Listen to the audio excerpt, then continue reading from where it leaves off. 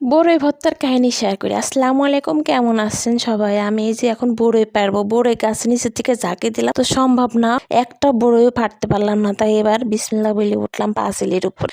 এবার এখানে ওইটা আমি একটু ঝাঁকি দিলাম, টাপুস টুপুস করে বেশ অনেকগুলো বড়ই পড়লো। আগে গাছের মাথায় উঠতে পারতাম, এখন ভয় লাগে মোটায় কিছু যদি পড়ে যায় মাজা টাজা ভেঙে চিটপটা হয়ে পড়ে থাকুন। আর সেই জায়গায় স্বামী আরেকজনকে নিয়ে সংসার করবেন, ওর ভিতরে আমি নি। তাই বড়ইগুলো খুব ভালো করে খুঁটে পরিষ্কার করে ধুয়ে নিলাম। আমার সাথে আমার মেজো যাও ছিল, আমরা দুই যা মিলে বড়ই পারতে গেছিলাম চাচা শ্বশুরের বাড়ি। এবার একটা করে এই যে পাড়ার নিচে দিচ্ছি আর সেচন দিচ্ছি, আর মুখের ভিতরে একটা করে দিচ্ছি আর একটু করে লবণ দিচ্ছি আর সেচন দিচ্ছি, কারণ এই পাটার উপরে এটা দেখি আমার মুখের ভিতরে কিন্তু পানি চলে আসছে, সেটা তো ঠেকাতে হবে। বড়ই দেখলে কিংবা টক দেখলে মেয়েদের মুখে পানি আসবে, এটা ঠেকানো যাবে না। এবার আমি আরেকটু ভালো করে সেচন দিয়ে নিচ্ছি, নিয়ে এটা একটা মালসার ভিতর তুলে নিলাম। গ্রামের মানুষ কিন্তু মালসাই বেশি মানে কাজ করে।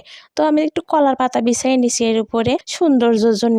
আর আমরা ছোটকালে কলার পাতা করে খাতাম, এই ভর্তাটা খুব মজা লাগতো। শেষে আবার কলার পাতাটা চাইটে চাইটে খাতাম, কি যে মজা লাগতো। তো এখন এই যে ধনির পাতা শ্বশুরে বলছিলাম নিয়ে আসতে, শ্বশুর আবার আমার ভুঁই থেকে তুলে নিয়ে এসে দিয়েছে। বেশি পাতা তো নাই, সে খুব কষ্ট করে নিয়ে এসে দিচ্ছে। মরিচ দিয়ে এবার এটাকে ফিশে নিলাম খুব সুন্দর করে। এবার ভর্তা করার পালা, যতটা পারে ততটা সুন্দর করে বাটার চেষ্টা করেছি। তারপর এটাকে এখন তুলি বোরের উপরে দেবো। এই বোরের উপরে দিয়ে এর উপর আর একটু লবণ দেব, লবণ দিয়ে হালকা একটু সরিষার তেল দিয়ে এটাকে আমি মাখাই নেব। আমাদের এলাকায় আবার সরিষার তেল দিয়ে মাখাই না, শুধু লবণ, কাঁচা মরিচ আর এই ধনেপাতা আর হচ্ছে বড়ই চটকাই খাই, সেটা অনেক মজা লাগে। আমি আবার আজকে একটু দিলাম সরষের তেল, তো ভালোই লাগছিল খাতে, তবে ঝাল একটু কম দিছিলাম, তো ওই যে বাচ্চারা খাবে এই জন্য। তো এই বছরে কিটা কেটা খাইছো বড়ই ভর্তা সবাই ভুলে যাবা।